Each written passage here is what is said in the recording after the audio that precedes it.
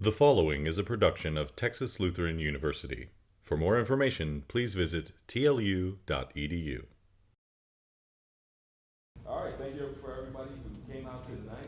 This is a special night for me. We are about to talk about plasma physics. It's an area that I spent some time studying with this gentleman over here about, and we actually went to grad school together.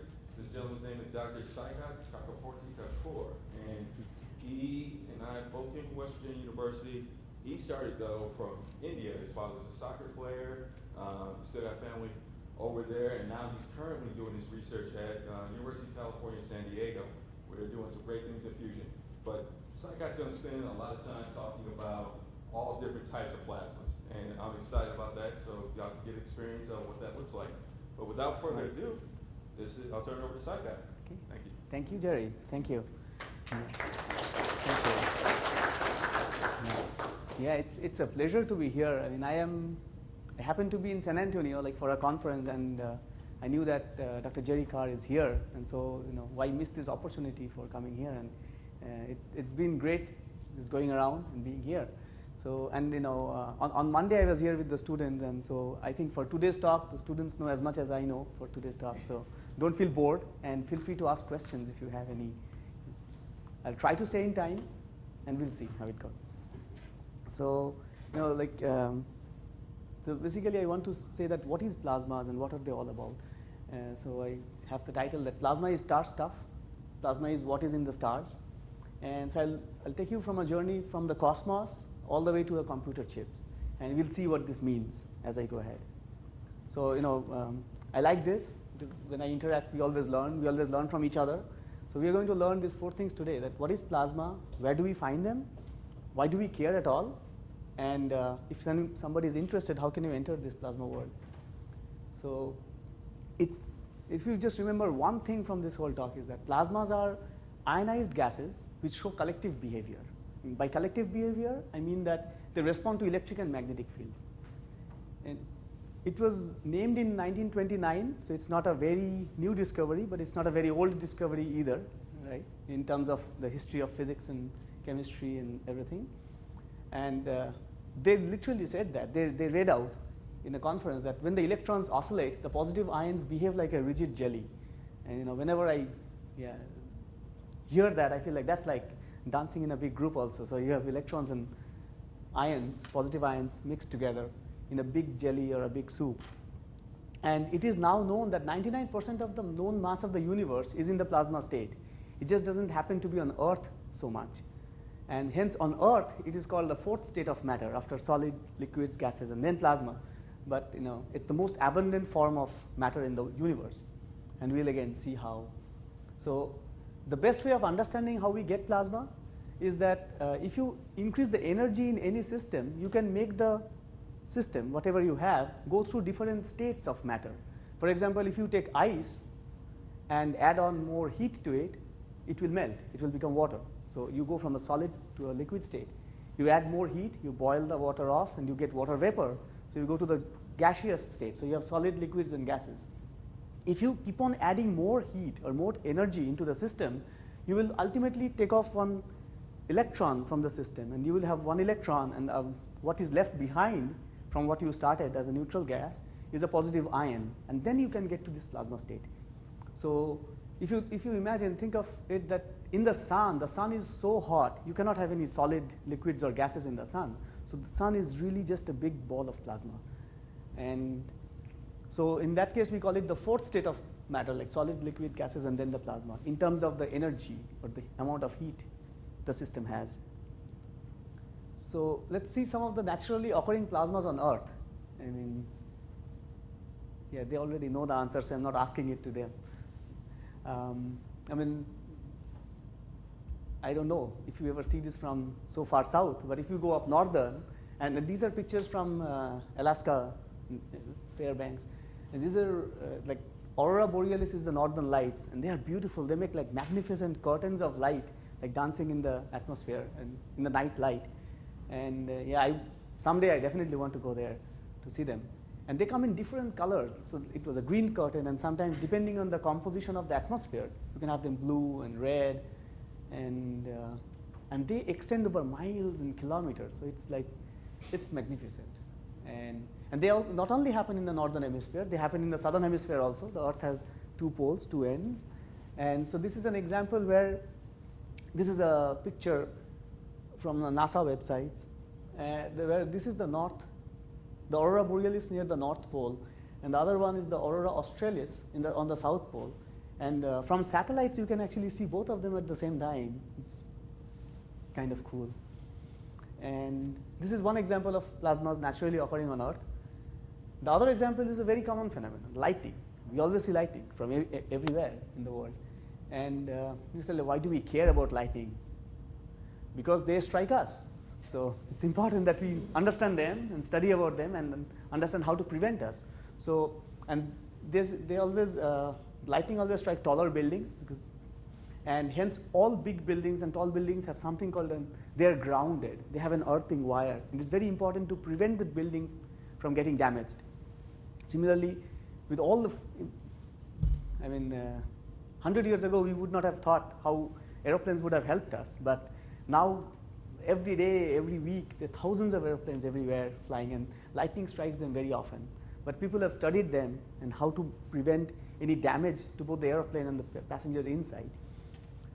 So it's important. And these are 2 very basic examples of plasmas on Earth. And before going on to more exotic kind of plasmas, let us make some lightning, right? Do you have a volunteer here? Anyone? Come on, let's make some lightning. We might. You want to? Yeah. No, they don't feel it. No, because I can tell you the physics of it later on in details. There's something called a shielding effect, and they are shielded from this electricity because they're inside this. And this is called a Faraday cage, and I can tell you the details later on. Okay, can we turn the lights off in this? I think we can turn it from there. Right? So, thank you. Yeah, let's do that. Yes. So this is called a Tesla coil. It produces a very high voltage, but a very low current, so it's not dangerous for us. And as we crank the voltage up on this, you can see that. Can you see the 2 ends? And you see this little. So the air between this tip and that tip is letting me. Usually, current does not flow through air. It's a good insulator. But when the voltage is very high, just like during a thunderstorm, the voltage in the clouds are too high, and the air breaks down, and it allows current to flow in the form of a lightning. And this has a lot of energy in them, and it's lighting the fluorescent bulb, fluorescent tube. Right? It would not light when I'm far away, but it starts lighting up. And after the talk, we'll have more demonstrations. And it can also light these bulbs. These bulbs are filled with different gases, and they have different colors. So we'll see more demonstrations at the end of the talk. Okay, thank you. Let's take it off. And so these were like simple examples of plasma on Earth. Now, beyond the Earth, extraterrestrial, there's lots of examples of plasma. The nearest example, I already gave it away, is the sun. The sun is so hot you cannot have solids, liquids, or gases in the sun. And then sun is just, it's the closest star we have. So all the stars in the universe are just big balls of plasmas. And the sun looks nice and happy. It gives us warmth. But it's actually, it also has a lot of structure and a lot of dynamics going on inside. So, people watch the sun. They have watched the sun for many, many centuries, and they always find these little sunspots. What are these sunspots? These little blemishes on the surface of the sun. And if you use X-rays to watch them or infrared radiation to watch them, you see the detailed structure of the sunspots. They're actually little colder spots in the sun around which you have big magnetic storms happening. And so you would hear something called a solar flare, where there's a huge amount of magnetic activity going on and plasma coming out from the sun, being ejected from the sun. So this is an example of a solar flare that the sun has a lot of plasma. It's fully a ball of plasma, but sometimes the plasma gets ejected from the surface of the sun, and these are also plasma. This is just a part of the sun that comes out at the edge. And they are so hot and so big. I mean, just to imagine how big they are. This is the size of the Earth with respect to one of these coronal mass ejections. Like, it's huge. And see, this is another view. I mean, the Earth is really small, and there's a huge amount of plasmas, and plasmas are very hot with millions of degrees of Kelvin. And then people typically would think that, like, why are we still here? I mean, what saves us from all these, right? So, and the answer is again from a plasma, because the Earth, this is a cartoon, like this is an artist representation of what exactly happens, because the sun is so big and the Earth is so small. So this is not according to the right scales, but this is what happens. Like, the plasma comes out from the sun, it moves through the interplanetary magnetic field, and when it hits the Earth has ionized gases all around it. That is the magnetosphere. And that has magnetic field, and that shields us from the effect of the plasma coming from the sun. So this is called solar wind. The plasma that comes out from the sun and hits the Earth is called solar wind, because to me it looks like somebody is there just blowing hard on the Earth. So that's why I guess they call it solar wind. And when it comes, you have a lot of particles. The Earth's magnetic field gets pushed back, and then but you see there is these little holes at the two edges of the Earth, right, where you don't have this dark blue color, and it's along those a little bit of energetic particles can actually come in. And because of this phenomena that you have the North Pole near the North Pole of the Earth and near the South Pole of the Earth, you have the energetic particles from the sun can come in during one of these magnetic storms. That is exactly why we see the aurora only at the North Pole and the South Pole of the Earth. So it's a beautiful connection between what's going on, all the magnetic storms in the sun, and how we get these magnificent colors of light in the northern and the southern hemispheres, like the poles, near the poles. And so they call it the Earth-Sun plasma connection. There's a lot of interesting physics in it, a lot of chemistry, because the light that comes out in the aurora depends on the molecular composition of the atmosphere. And there are several active research groups in the world trying to study this, because these energetic particles can sometimes have a lot of current and voltage in them, and there are many satellites around the world, so it can affect the satellites, it can affect the telecommunication systems. So we want to always prevent any kind of an accident, so we have to study the things in detail. So yes, actually they can even temporarily make small errors in calculations of the GPS systems. And so we try always, and as researchers we try to understand where we can go wrong and prevent it.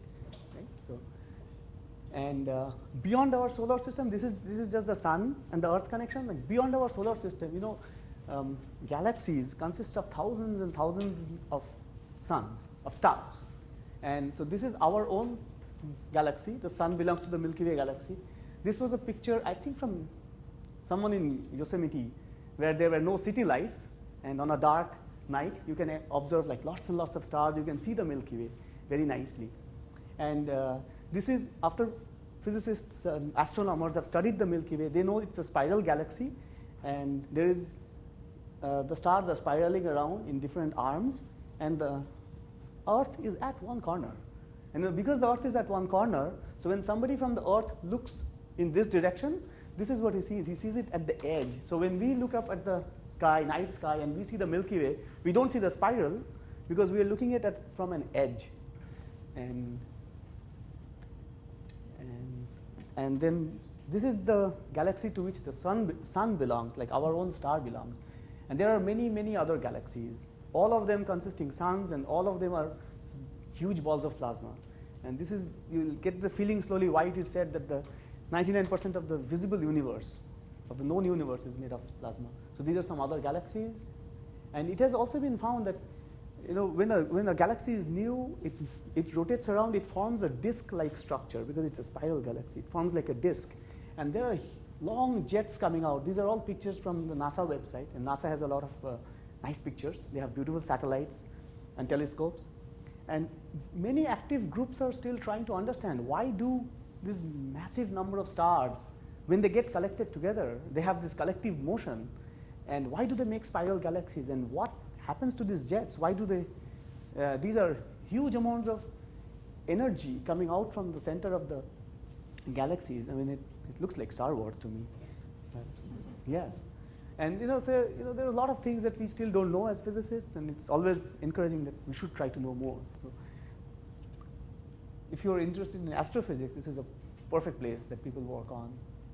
And then even going back in time, before the stars were formed, like how are the stars born? The stars are born from massive gas clouds, ionized gas clouds in different nebula. And these are again pictures from the different telescopes and the satellites that NASA has. And they work on different aspects of these nebulas.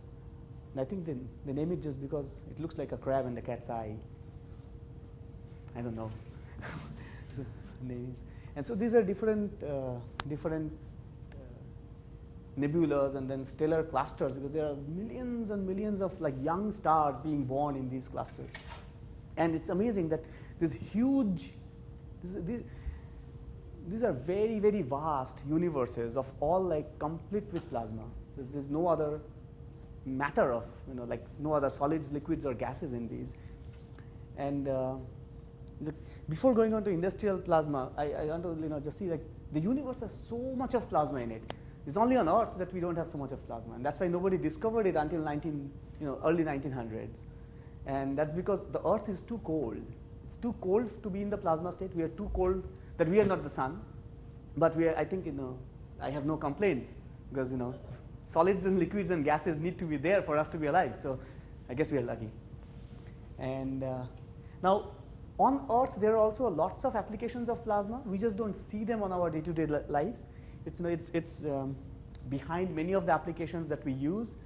So plasmas have literally changed the night sky. You see the map of USA 100 years ago when plasmas were not discovered. It would not have looked like that.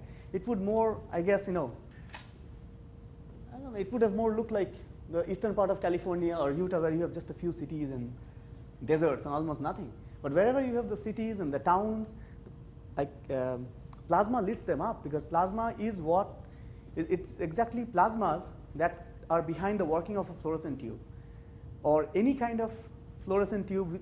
I mean, depending on the gas, the color of emission of the tube changes.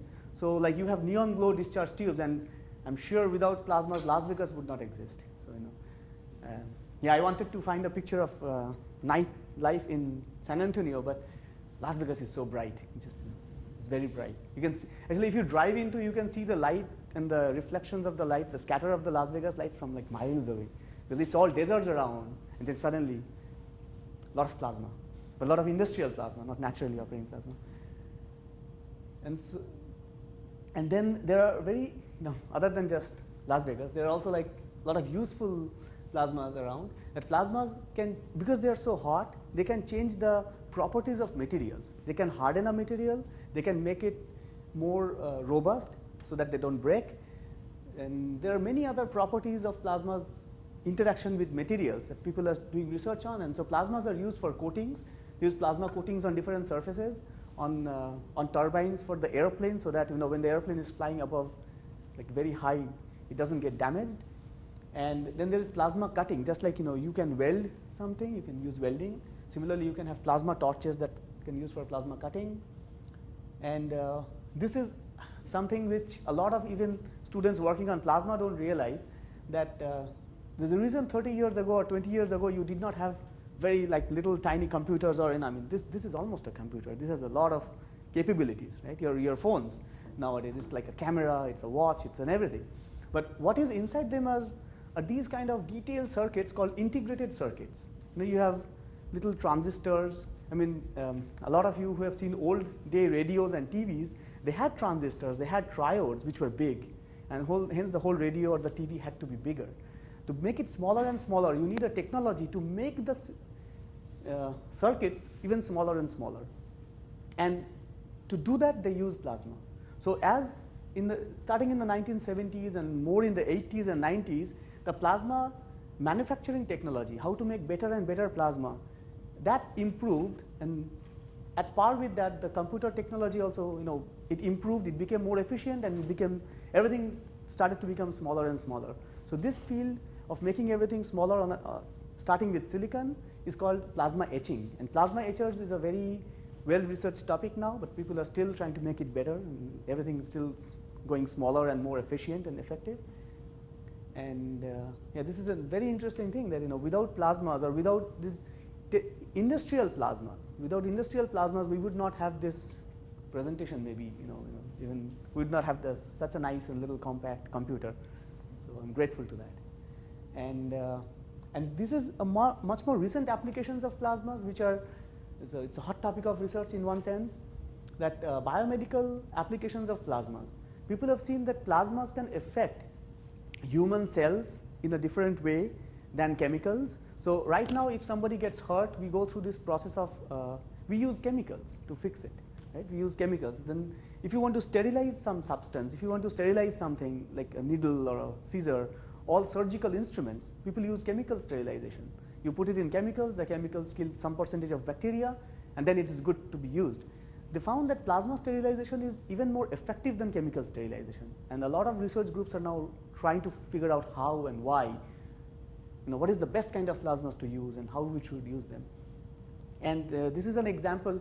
There's a lot of work in both US and Germany and many other countries. And this is a picture from one group in Drexel University, where they show that you can very effectively kill bacteria just by using. Yes. I'm sorry, you said the plasma sterilization? Sterilization. Yeah, sterilize. Right. Wouldn't you melt the soap? No, so very, very good question. There are different kinds of plasmas. So the plasmas in the stars are billions and millions of degrees of centigrade. But so this is a picture. I should have talked about it more. So this is a finger, I guess possibly of a student. The professors would not put the fingers in, but yeah. So you have the plasma. This is a plasma torch at room temperature and in atmosphere. So they have improved their systems. They have improved the gas compositions, the voltage they put in such a way that they can make room temperature plasmas. So the hand is not getting burned. So they use that kind of a plasma to do that. And this is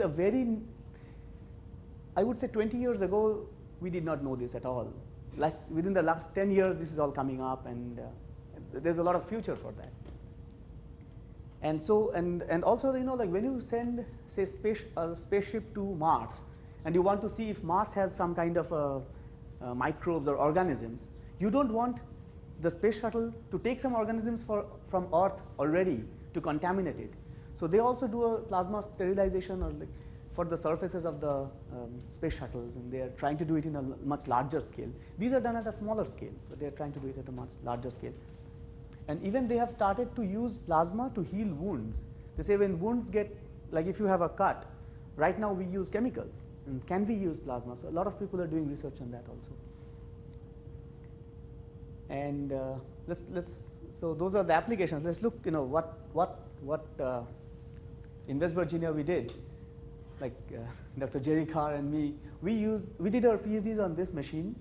We did research on this machine, and my advisor, Professor Earl Simi, he's a great Star Wars fan, and he comes up with strange names. So helix stands for a helicon experiment, because we use a helicon source. But then this part of the experiment, he named it Leah, and Leah is not the Queen Leah here, but it's more like large experiment on instabilities and anisotropies. My advisor could come up with strange acronyms, but everything had to be Star Wars for him. And this is a big machine. I forgot to put in a picture of Dr. Carr here. And so this is a schematic that shows how big this is. So this is a 1.5 meter source and with a 4.5 meters long, and this is huge. It's a big tank. And the magnetic field here is very strong, and then it diverges. So the magnetic field around this region looks similar to the magnetic field at the edge of the Earth. Yeah, you have a question? Okay. And so this is this is a laboratory plasmas which uses us to study what happens at the edge of the Earth or at the edge of the Sun, where the magnetic field is changing in magnitude. It's changing how strong it is. It's called the magnetic field is diverging. And this was another machine we used for testing our probes, testing our different methods to understand the plasma. And again, he had to name it from Star Wars. He named it Chiwi. So it's a compact helicon waves instability experiment. And he comes up with those. He's great. And this is the machine I work on in San Diego now. It's called controlled shear decorrelation experiment. That's another similar machine. It's a 3 meter. I think I have a schematic here. it's like a 3-meter long machine, and we produce the plasma at one end. We have magnetic fields to confine the plasmas. And I think if any of you join a typical plasma laboratory, you would be ending up working on one of these machines. There are many such machines all over the world. I mean, I would not say lots of them, but not maybe 20, 30. Yes. So for example, if I ask you how do you get water, you have to start with ice, right? Or how do you get water vapor? You have to start with water. So it's good. You have to start with the energy state one step smaller in energy. So we start with a neutral gas, and then we heat it up. We give in more heat into the system, and we get plasmas out of that. In our examples, we use argon, but you can do neon. Neon is actually very cheap and easy to use, and that's why all McDonald's have neon. So every industry, they use neon. For our experimental purposes, we use argon. But different groups, some use helium, some use hydrogen, depending on the plasmas. Yes? Your experiment in San Diego, right? What are you guys looking for? Oh, what are we looking for? That's a very good question. What we look for is, plasmas are very turbulent. Just like I showed at the edge of the sun, plasmas are very turbulent. So whenever we have a big machine and we turn it on and we say the plasma is very turbulent, it's hard to study it. So hence it is called controlled shear decorrelation experiment. We try to control the amount of turbulence in the machine we have, and there are tools to do that. And we found that this word shear means how much there is difference of velocities between each layer. So a sheared system will have different velocities in different layers of plasma, and that we have found that it helps in controlling turbulence. So we are working on very basic, again, it's basic physics, that's what people call it, that how you can introduce shear in a system to control the amount of turbulence. If we can control turbulence in the plasma, then the possible applications of plasmas will also be even better, even more. And I'll come back to that in fusion machines. Yeah, I said that, right? So, this is again, you might have heard about fusion because it has been in the research for a long time. But the real purpose why we want to work on fusion is that the world energy consumption is not static. It grows every year.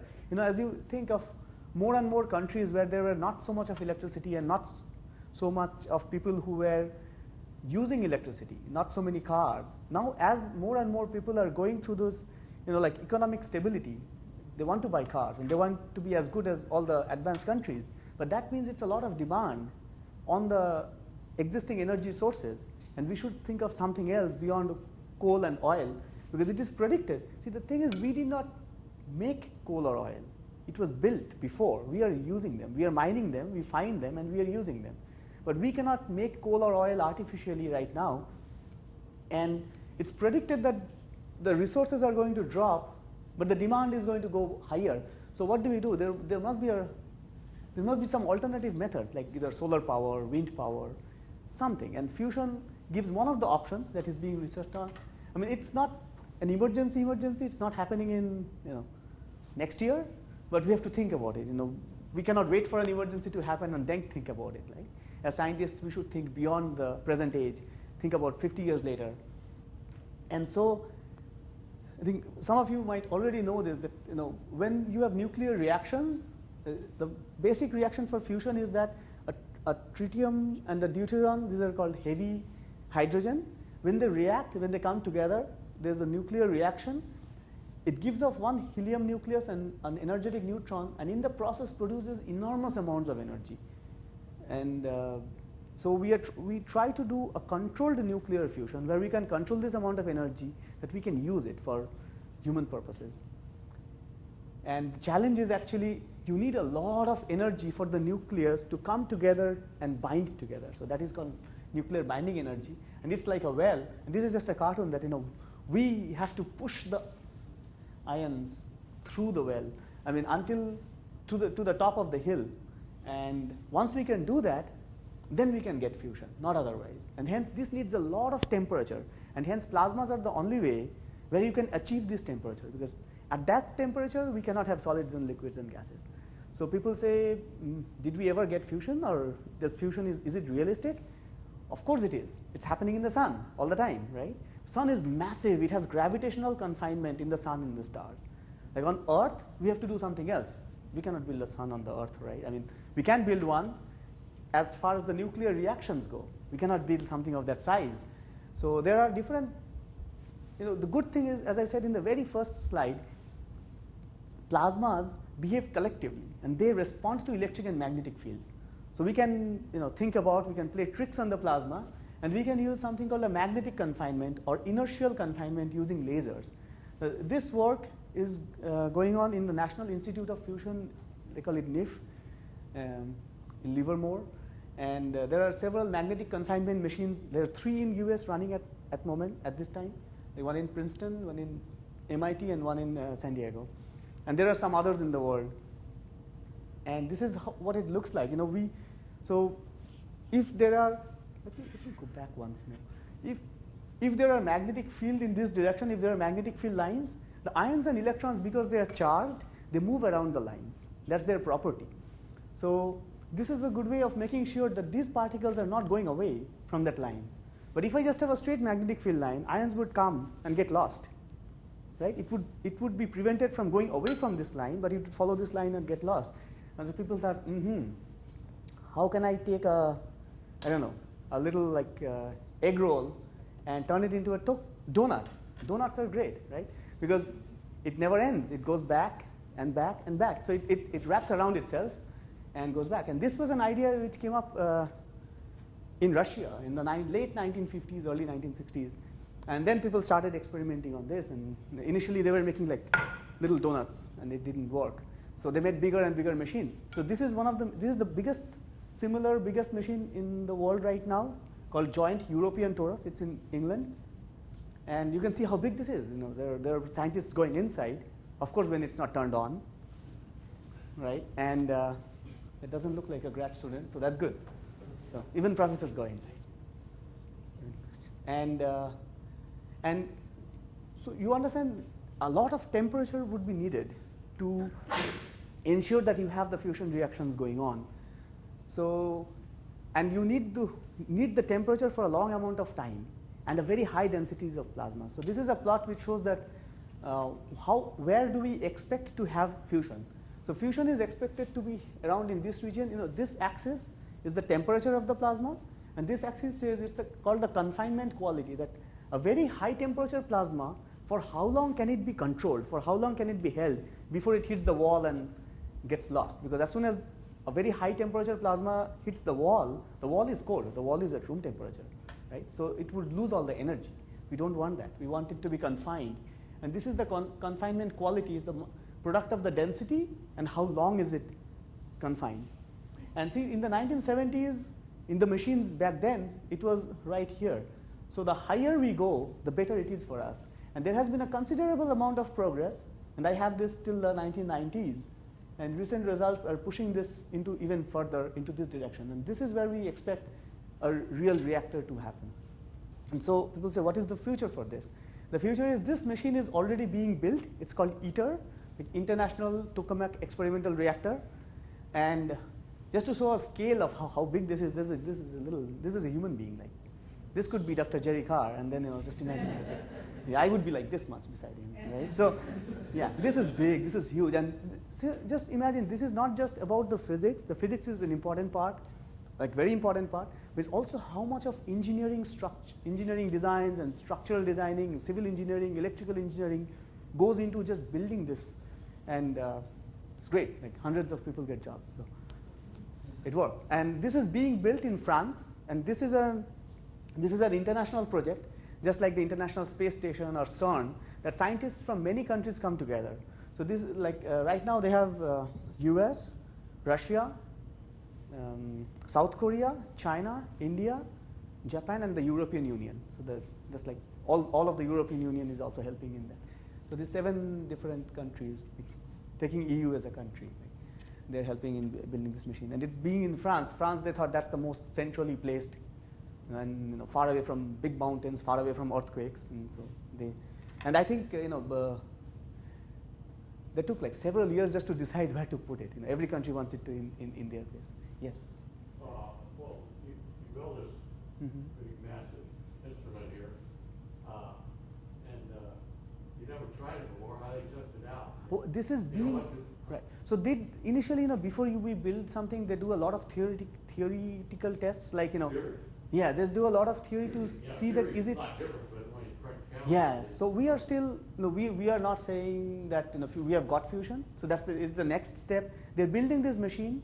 It's supposed to be completed 2015-16 around that time, and it got delayed due to several political reasons. There is a change in government of one of the countries, and they don't agree on the designing. They don't agree on how much funding they want to give, and so it got pushed back several times. Finally, now they're in the final stages. Like they're like building the whole machine, and the way they're building the machine, they're given each country a little part to build. So somebody is building the vessel, somebody is building the outer structure, somebody is building the diagnostics to understand how the plasma would work. And then all of us are skeptical. Like in science, we're always very skeptical, like that whether it will work or will it not work. I completely understand that. So they think that in this machine, they will reach fusion conditions, but they are not going to use this commercially yet. It's only for like as a showpiece to other people if they are interested to build this commercially. So this is not a reactor demonstration that will. So this would only be a kind of a demonstration, but not like a real reactor giving power to in all countries or things like that. And we are hoping at least that goal will be fulfilled. If we get more, it would be nice. And yeah, then again, we have to wait and see when we turn this on. There's a yeah, I mean that is kind of that amount of skepticism we have to live with. Because like people have tried for several centuries to fly, and the thing is, once you get a technology which is kind of successful, then people can add on more ideas. And we could not have imagined, say the semiconductor. We could not have imagined semiconductor industry like 50 years back, or space shuttles going to the moon like before they went. So, but we try. Yes. What's the waste part of this? Well, the waste product is that helium. Remember, I saw that from the reaction you get helium and neutrons. But both of them can be used back, and that is why they want to do this. This is more favorable in terms of waste products than even nuclear fission. Like nuclear fission, nuclear reactors are presently it's a commercial technology. It is used in many countries. France uses almost 80% of its energy just out of nuclear fission, but fusion would have even less wastes. And this whole thing, the whole machine, there is no fear of everything getting radioactive and everything. Like there is no fear of having something like the Fukushima, what happened, or like what happened long before in the, I think it was called the 3 Mile Island. There was a small accident there, and people had to be evacuated. Or in Russia, it happened. There was a Chernobyl disaster in the 1970s. That was very bad. So the reactions are so difficult. I mean, the problem here is the other way. The challenge is to get fusion going, and as soon as if there is something that goes wrong in the calculation, it will stop on its own. The challenge is the other way, that we cannot make it happen. So that's why people are trying even harder. So it's not that it can blow off on itself. So it has internal safeties. But again, we are trying. We are still not there. And this is something I want to talk, mainly for students or for anybody, is that there's a lot of ideas that physics is very hard. And when you try to do physics, a lot of people discourage you, and a lot of people, they say that, oh, it's too hard, you cannot do it. And I would say, like, there's no way, like our backgrounds, nobody in my family went to a higher degree in any field, forget physics. But it's not a problem. If you are interested, you give your time, you can do it. Like, I think same with Dr. Carr. And again, people say it's hard. I say, driving in Los Angeles at 5 o'clock is very hard. So just because it is hard does not mean you cannot do it. People have done it. You have examples. You can always talk and get help, and people are ready to help you. You just have to believe in yourself, and again, only believing in myself, like just sitting in the car, getting afraid will not help me. I have to really go and try to do it, and so you have to try. And just to show how we are. So this is like how physicists look like. So I have to thank, like as I said in the very first slide, Kemi Collins is a grad student she was a grad student in Wisconsin-Madison. It's a good plasma research lab in US. It's one of the best. And now, so she was here right on top of her experiment. This is her experiment, and then, so we also have fun during football games, and she was in Hawaii. And So this is, you know him, right? I have no, and you know, we have our families also, right? And thanks for coming today. And this is Professor David Newman from Alaska Fairbanks. He gave me the pictures from Alaska, you know, because I could not have taken those pictures. And he's a theoretical physicist, and I think this was in Hawaii, when he was in Hawaii, and this is back in Alaska, when everything is not covered under. Oh, this is Professor David Newman. He is Professor David Newman, and it's a beautiful family. And I guess this is me. Okay, yeah, right. And yeah, so we hang out with friends and in traditional dresses also sometimes. And this was, I think, Yosemite. Yeah, you see the half dome. So being in California allows me to go to all those places. So. And you know, this is what I have for you, that you do not have to be a genius. This is a wrong concept that you have to be really very good to be in physics. I was not very good in school. I was okay. I was not very bad. But one thing is important, that you have to please take mathematics and physics classes in high school or beyond. And as I said, they look hard, but they are not impossible. You know, they are very, very possible. And you know, just talk to your teachers. And you know, what I really want to get is like, Jerry is here, Dr. Jerry Carr is here, and you know, he can give you a lot of research opportunities. So you can talk to him, and basically just be interested. And we are always there to help you. So thank you.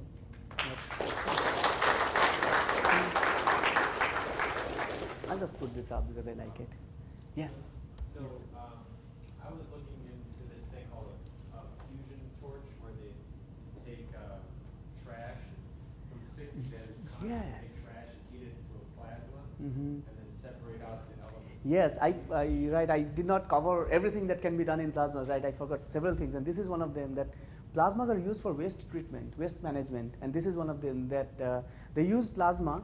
I mean, there are different ways of doing waste treatment, and plasmas is a new thing that they have started, and they are doing research on that. There have been some applications where they've already started using that, and they say it is more efficient than chemical decomposition. Like when you burn something, that's one way of looking at it, but it produces a lot of waste products, extra waste products, and carbon dioxide and nitrogen dioxide.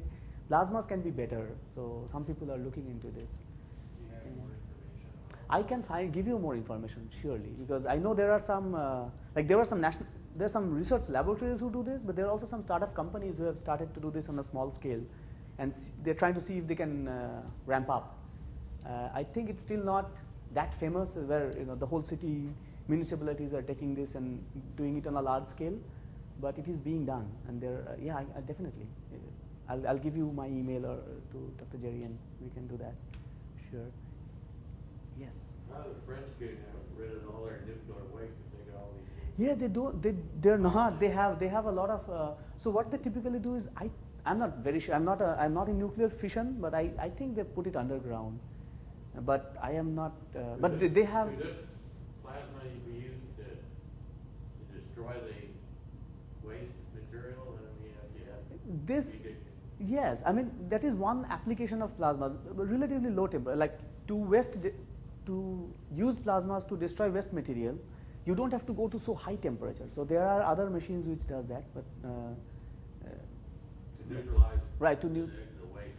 to neutralize the waste, but Radioactive not waste. the radioactive waste yet. You know, maybe people, I don't know of any technology which is present day available to do that, like to neutralize radioactive waste, but you know, maybe a possible topic of research, and we can think about it. But right now, I think they don't have that, and that's why there's a big group of scientists who believe that we should work on fusion because it produces far less radioactive wastes, both in quantity and in time. Like because radioactive waste, what happens, you know, like there are many kinds of waste. One is like some kinds of waste never go away from the earth, even if you bury them or do something, it will always remain there, like plastics and things. Some are biodegradable, they degrade and it's okay. But there is always this lifetime of degradability. You know, like things degrade, but they need some time. So radioactivity also goes down. Like radioactivity goes down with time, but the nuclear fission power plants, they take hundreds of years for the radioactivity to go away, which is not good for us, as you say.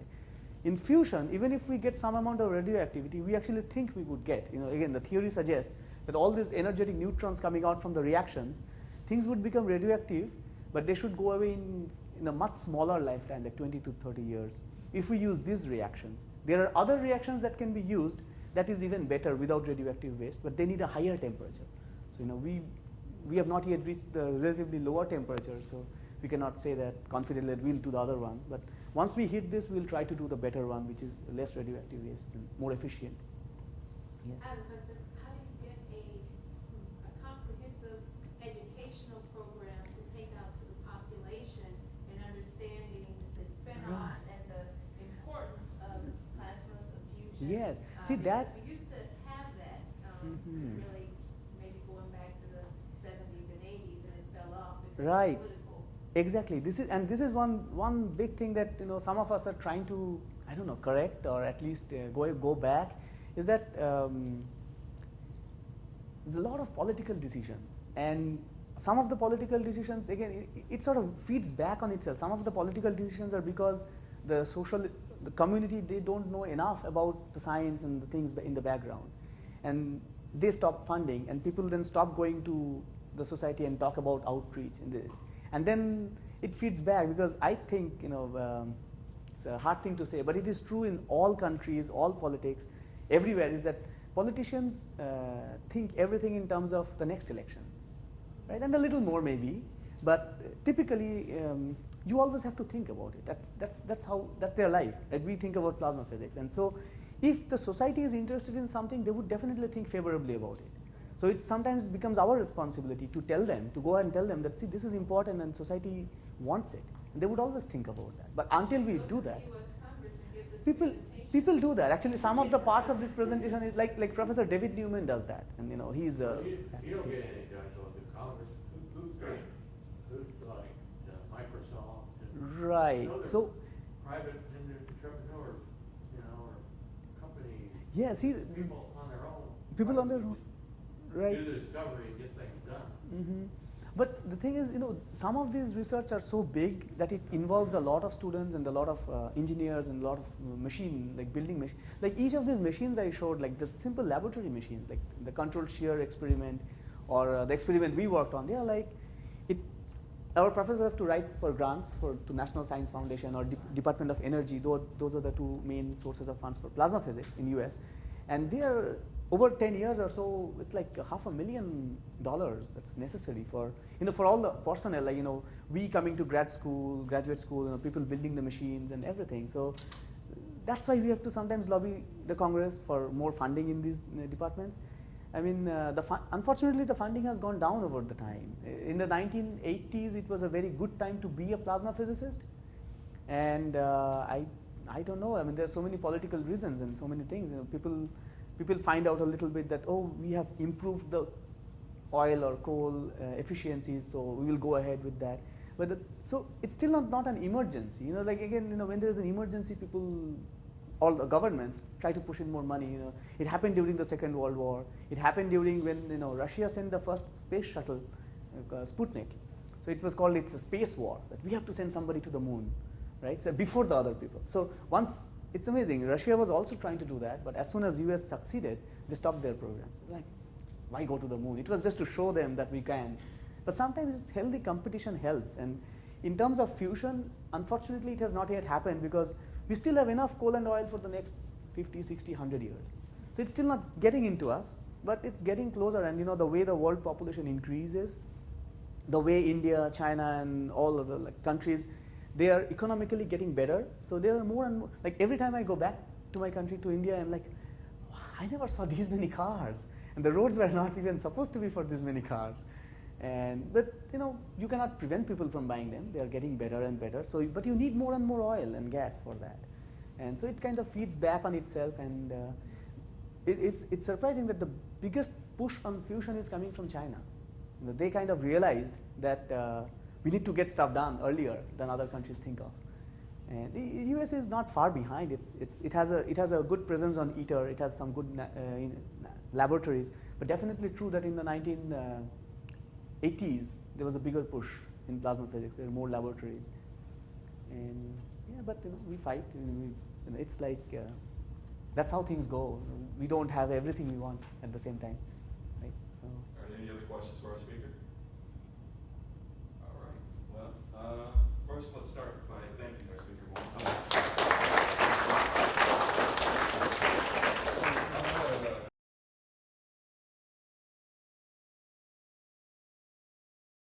Students at TLU engage in high-impact educational experiences that include civic engagement, aesthetic expression, critical thinking, and a focus on intercultural knowledge in a community that welcomes the interplay of faith and reason.